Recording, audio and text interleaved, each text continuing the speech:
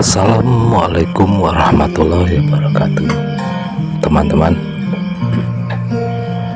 di video kali ini saya ingin menceritakan tentang kisah kelanjutan dari video yang kemarin tentang ajian jaran goyang. Untuk kali ini saya ingin bercerita tentang ajian jaran goyang yang berada di lereng Gunung Cermai. Sebelum saya lanjutkan ceritanya, untuk teman-teman yang baru menemukan channel ini, silahkan teman like, subscribe agar teman-teman bisa mengikuti atau mendapatkan notifikasi ketika Talang Berteman mengupload video terbaru. Terima kasih.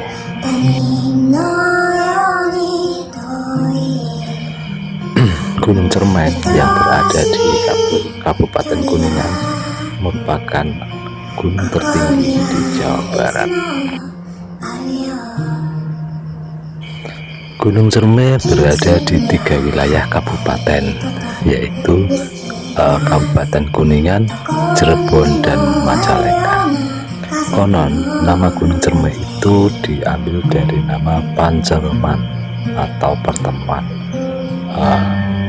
Istilah bahasa Jawa itu adalah Pancerman, itu adalah pertemuan yang dilakukan oleh Wali Songo untuk mendakwahkan Islam di tanah Nusantara, terutama di Pulau Jawa. Selain memiliki panorama alam yang indah, Gunung Cermai juga memiliki banyak cerita misteri. Salah satunya tentang cerita ajian jaran goyang di Gunung Cermai ini.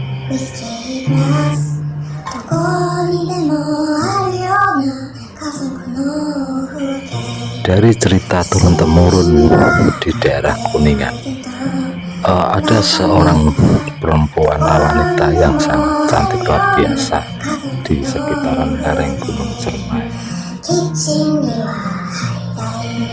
Kemudian wanita cantik itu lebih dikenal dengan sebutan Nini Pelet.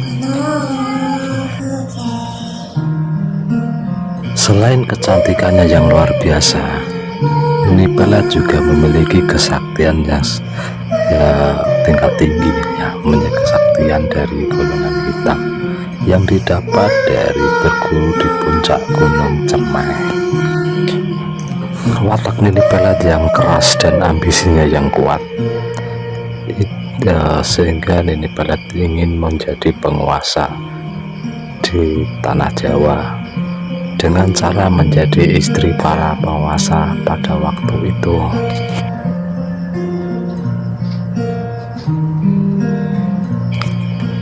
Nini Pelet mendapatkan ilmu kesaktiannya itu dari berguru kepada makhluk hidup, makhluk halus yang ada di puncak Gunung Cermai, sehingga di Gunung Cermai itu dijadikan tempat pertapaannya dan singgahsananya.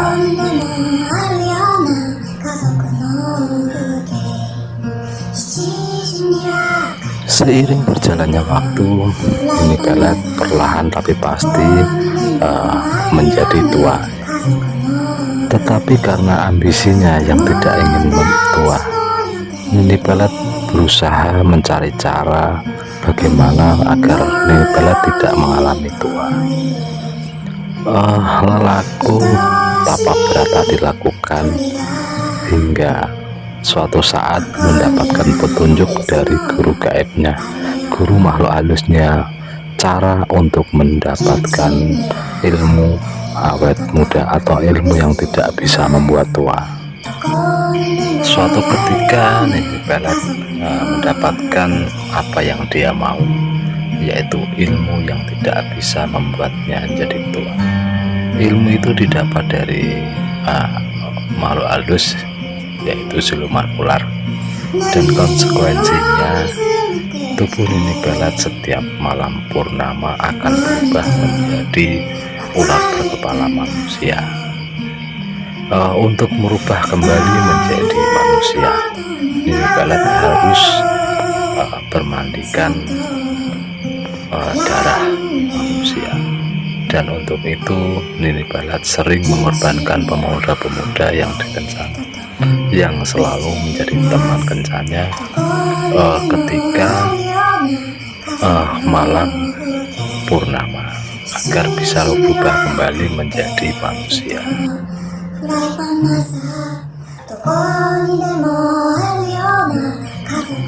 Suatu ketika Nini Pelet mendapatkan bisikan di dalam pertapaannya agar menggabungkan ilmu hitam yang dimilikinya dengan sebuah ilmu warisan dari Resi Kumbayana atau Resi Durna, yang yaitu ajian jaran goyang. Sedangkan ilmu itu telah dibukukan atau ditulis dalam sebuah kitab Mantra Asmara yang penulisnya adalah Ki Buyut Manguntapa, yang merupakan keturunan dari ulama besar pada waktu itu dari wilayah Kuningan, dari wilayah Indramayu.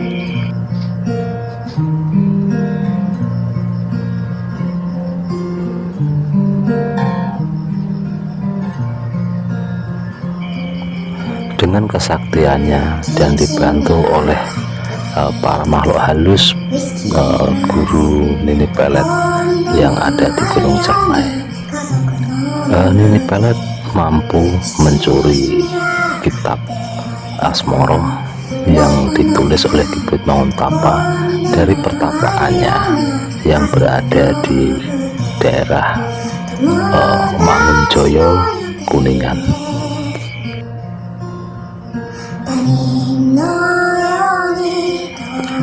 Begitu kehilangan kitab Mantra Asmara, Ki Buyut Manguntapa kemudian menggembleng salah satu muridnya dengan kesaktian tinggi. Semua ilmu Ki Buyut Manguntapa diturunkan kepada muridnya yang bernama Restu Singgih. Dalam menggembleng Restu Singgih, Ki Buyut Manguntapa dibantu beberapa saudara seperguruannya dan mewariskan berbagai kesaktian kepada Restu Singgih. Ilmu yang sangat terkenal yang diciptakan oleh Ki Buyut Manguntapa untuk menghadapi Nini Pelet itu adalah ajian tapak wisa. Selain ajian tapak wisa, Restu Singgih juga dibekali dengan ajian Braja Musti oleh saudara seperguruan dari Ki Buyut Manguntapa.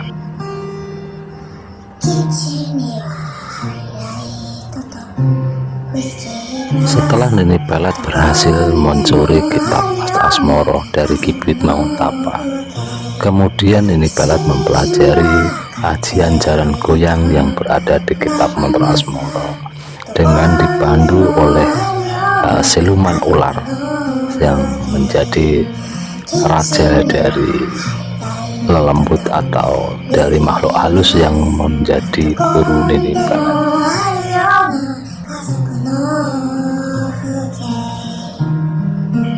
Di bawah bimbingan siluman ular itulah Nini Pelet mampu menguasai ajian jaran goyang dan menyempurnakan ilmu hitam yang dimilikinya, sehingga ajian jaran goyang yang berada di Nini Pelet itu menjadi sangat luar biasa saktinya dan menjadi petaka bagi kaum lelaki di sekitaran Gunung Cermai.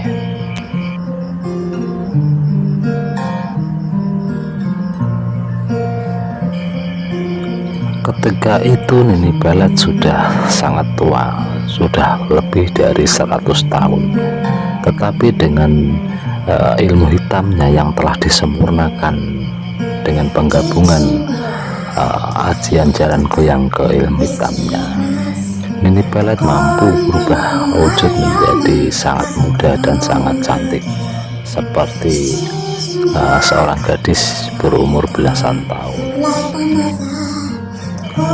Namun ketika bulan purnama tiba, Nini Pelet akan berubah menjadi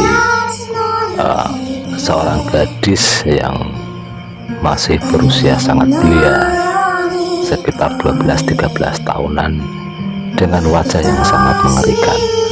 Wajahnya tetap cantik tapi pucat, dengan mata yang seperti mata ular. Perubahan itu akan kembali ke arah semula lagi setelah purnama lewat. Sebelum Nini Pelet menguasai ajian jalan goyang, setiap bulan purnama Nini Pelet berubah menjadi manusia ular. Tetapi setelah menguasai ajian jalan goyang, Nini Pelet tidak berubah menjadi manusia ular, hanya menjadi seorang gadis belia dengan mata seperti mata ular saja. Itu sangat memuaskan hati Nini Pelet.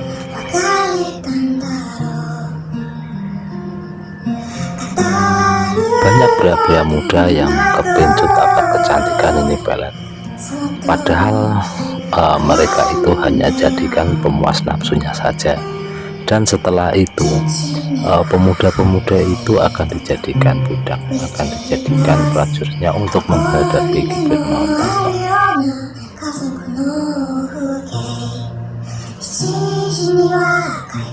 Setelah Restu Singgih selesai digembleng oleh Ki Buyut Mangun Tapa dan saudara seperguruannya, Restu Singgih diutus oleh Ki Buyut Mangun Tapa untuk merebut kembali kitab mantra asmara yang berisi ajian jalan goyang dari tangan Nini Pelet untuk menghindari penyalahgunaan ajian tersebut.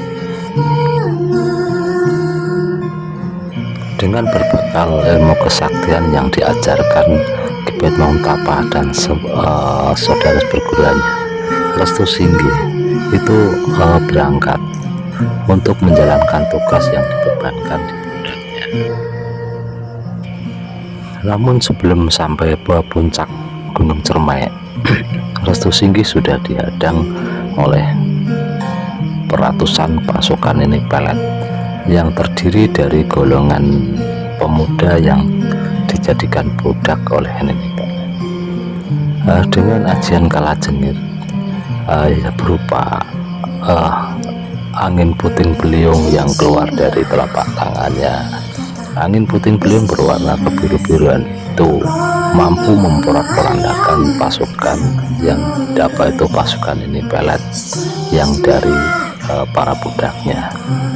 Kemudian Restu Singgih melanjutkan perjalanannya untuk bertemu dengan Nini Pelet. Kemudian Nini Pelet dihadang oleh para makhluk halus yang merupakan guru dari Nini Pelet. Makhluk halus itu satu demi satu mampu ditumbangkan oleh Restu Singgih dengan menggunakan ajian Brajamusti, hingga pada akhirnya Restu Singgih berhasil berhadapan dengan Nini Pelet di depan istana Nini Pelet. Nini Pelet yang didampingi oleh siluman ular yang merupakan guru utamanya itu menghadapi Restu Singgih. Nini Pelet berusaha menggunakan ajian jalan goyang untuk menaklukkan Restu Singgih. Tetapi di saat yang genting itu, Ki Buyut Mangun Tapa datang dengan gaib, datang membantu Restu Singgih dan memberikan petunjuk kepada Restu Singgih tentang kelemahan dari Nini Pelet.